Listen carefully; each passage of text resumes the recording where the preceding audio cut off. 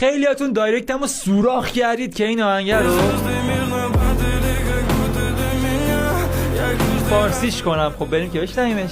ستاره آروم واسم فرو میریزن، هر بار آرزو کردم تو رو از دستت ندم، دیگه نمیکشم اینطوری میره عذابم، تو نیستی مال من نه. شیشه صبح توی آتیش، روی عکس ازتون جا، خاطرات تو همراه باش میسوختن.